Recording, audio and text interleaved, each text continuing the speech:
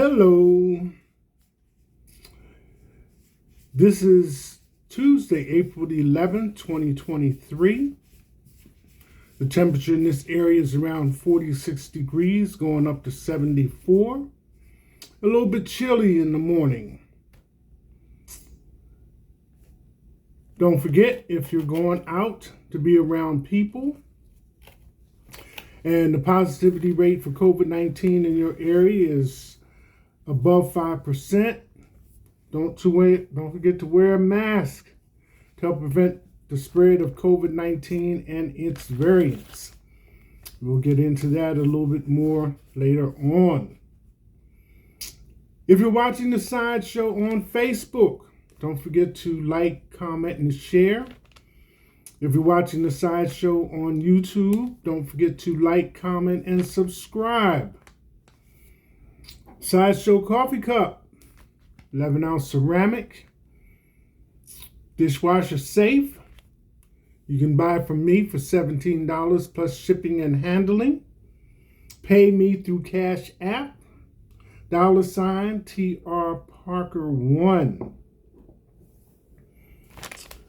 So I would be the first to admit it's been a few days since I've been on there, probably about a week. And in that amount of time, there have been some changes. One, geographically. I'm not in the Fort Knox area of Kentucky at this time any longer. I moved over to Lexington, which was where I was residing before I started this show, which now is 3 years in March of this year.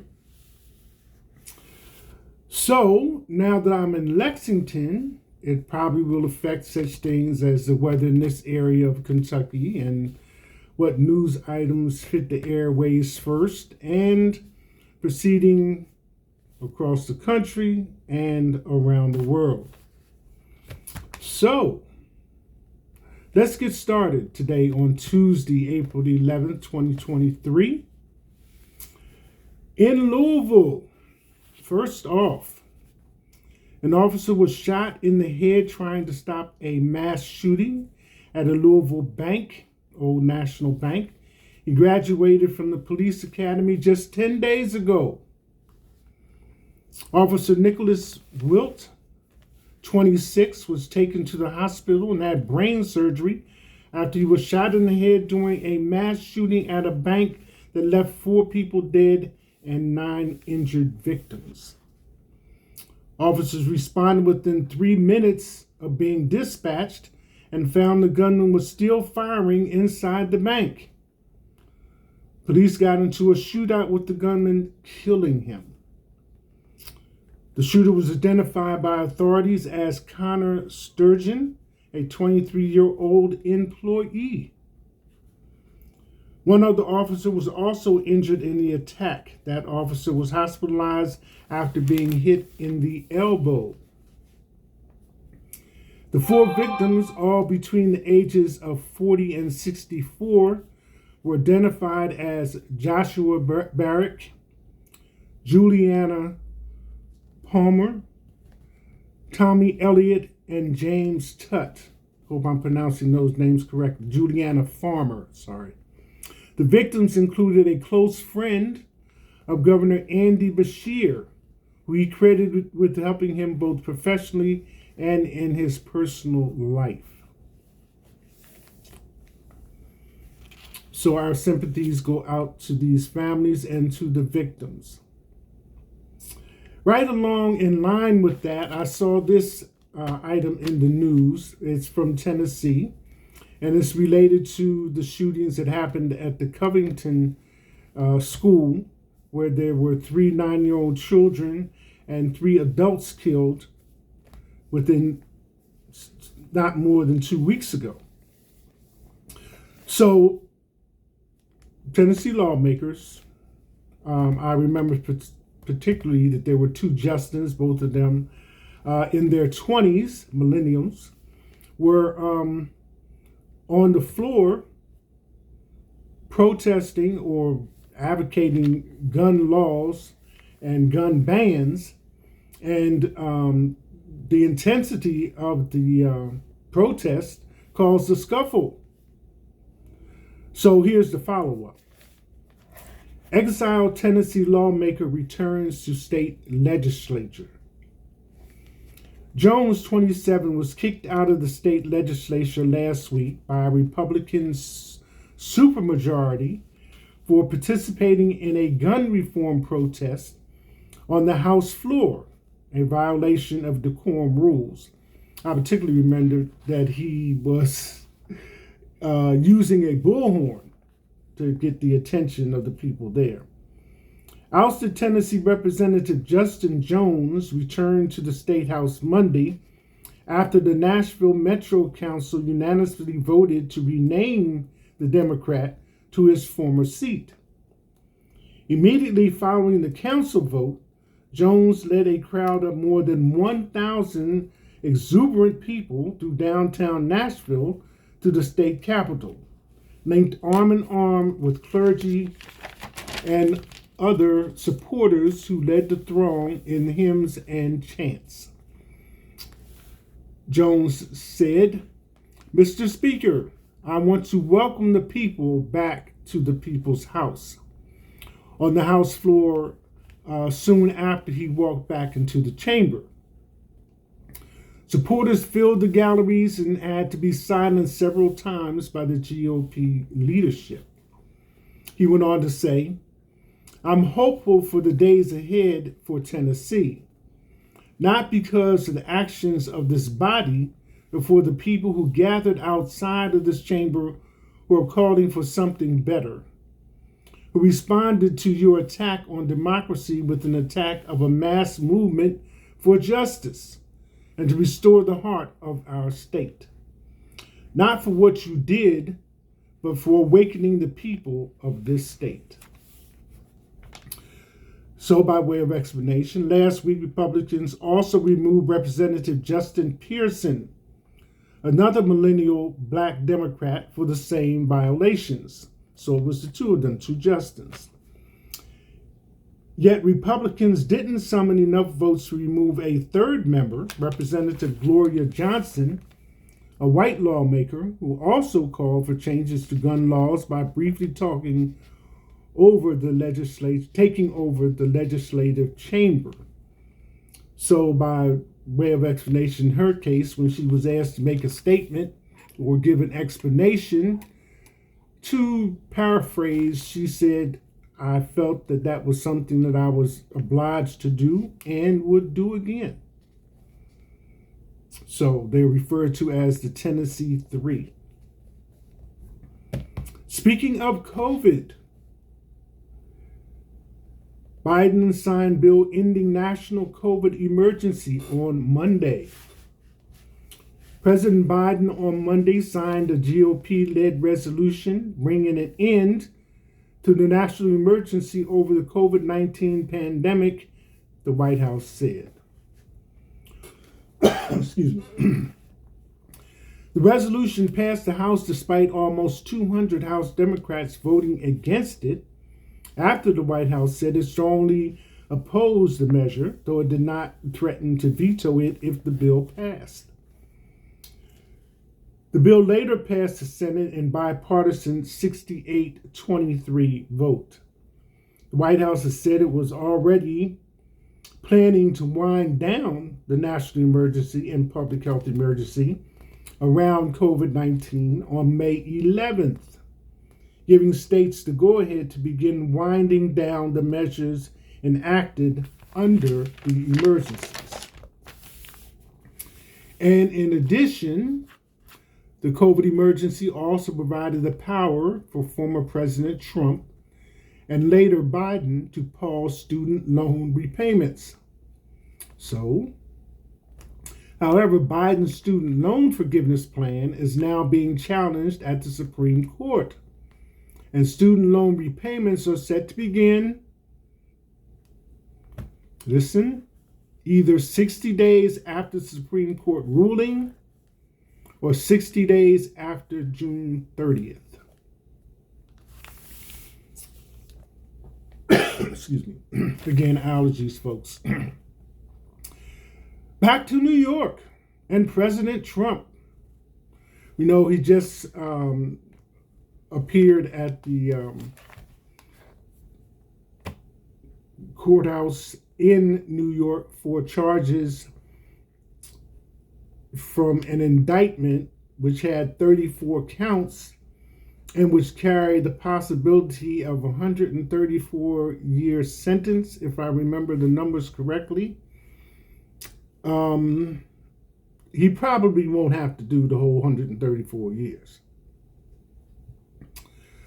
So now Trump due back in New York for questioning in the AG's fraud lawsuit, or in AG's Attorney General's fraud lawsuit. So now Donald Trump is scheduled to return to New York for a deposition Thursday in a business fraud lawsuit filed against him and his company by the state's Attorney General. If you remember, Letitia James is that person. And just to kind of put things in context, she got the NRA to move out of New York, if I remember correctly. So here we go with Donald Trump's case. It will be the former president's first trip to New York since his arraignment last week on felony charges in a separate criminal case involving hush money payments made during the 2016 campaign to bury claims of extramarital sexual encounters that Trump says never happened. Trump is expected to face questioning at New York Attorney General's Letitia James' office in Lower Manhattan. Trump previously sat for a deposition at James' office last August, just weeks before she filed the lawsuit. That time, Trump declined to answer questions, invoking his Fifth Amendment protection against self-incrimination more than 400 times. James' lawsuit alleges Trump and his company, the Trump Organization, misled banks and others, in part by providing them with annual financial statements that misstated the value of prized assets, including golf courses and hotels bearing his name. James, a Democrat, is seeking $250 million and a ban on Trump, a Republican, doing business in the state. A federal judge on Monday issued an order asking if Trump plans to attend a trial this month in a civil lawsuit resulting from columnist E. Jean Carroll's claim that he raped her in a department store dressing room in the 1990s. The trial is scheduled to start April 25th in Manhattan Federal Court. Sorry. Talking about a full calendar. Trump has one. So now that we've kind of covered local in New York, let's jump around the world a little bit. Got myself some type of corner. So where we're going to start is in the Scandinavian countries. This is Finland. I don't know how well you can see that, but this is Finland. Finland recently joined NATO. This is Russia, all of this area here, okay? So we were discussing the borders of Russia. You know, Russia's involved with Ukraine. We'll cover that. So Finland has now joined NATO. So I wouldn't invoke the thing, we got you surrounded, but anyway. Leaked intelligence document about Egypt and Russia. So it seems at some point that Egypt, which would be here, was trying to supply arms to Russia. Details pending. Ukraine. In this area, Russia has a petition with 25,000 signatures to change Russia's name to Muscovy, a previous historical reference. And then in the Philippines, over here, this is Micronesia and all of this. In the Philippines, U.S. and the Philippines hold largest war drills near disputed waters. So all of these things are going on around the world. A few warnings or cautions, as I advocate good health care physically and mentally. This is related to your shopping for food items. Check your fridge for these salad kits and lettuce recall due to listeria concerns. 2 lettuce and salad kit producers have recalled products due to potential contamination of listeria monocytogenes. Revolution Farms expanded upon an earlier voluntary recall, first announced on April 5th, to include all products sold under the Revolution Farms brand. Revolution Farms, 2 lettuce and salad kit producers. So now, instead of just specifying 1 or 2 items, they now are doing a recall and to include all products sold under the Revolution Farms brand. Now, here to me is the hot topic of the day, and I'll kind of set it up for you. COVID-19, after, China, there were various stories at first as to where it come from and what had happened, whether it was escape from a lab experiment, and then it was traced back to a wet market and various animals that were being portions sold there, et cetera, et cetera. And 3 years ago, from there, China, boom, COVID went around the world. So this is my reason for giving you a little heads up now. And this is probably pertaining to, the average person like myself who does not have the activities that require world or international travel, would probably just say, oh, that's over there. But we've come to learn at a dear price that over there is not so far away. It's just our next door neighbor. And this is based on the fact that so many people have access to and do travel internationally. So here we go. This comes from the World Health Organization. Is reporting an outbreak of the Marburg virus in both Equatorial Guinea and Tanzania. So let me point this out. Now, if you don't have a microscope and you don't know what's going on, okay, this is Africa, all right? So, Tanzania, this little yellow spot right here, Tanzania, all right? So, Tanzania, in order to kind of bring up some familiarity, Mount Kilimanjaro, a couple of major lakes in Africa, okay?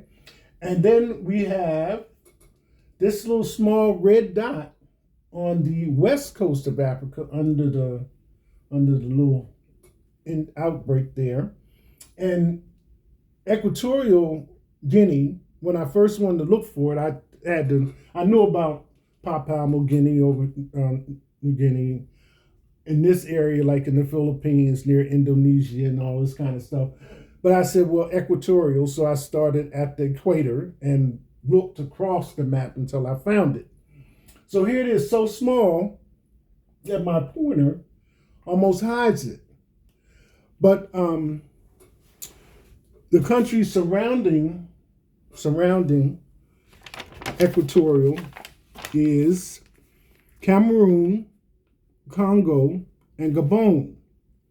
And again, so you can kind of reference, and it might take some of you back. They struck oil in 1995. But history has referred to this as a resource curse or the paradox of plenty. So history has recorded it.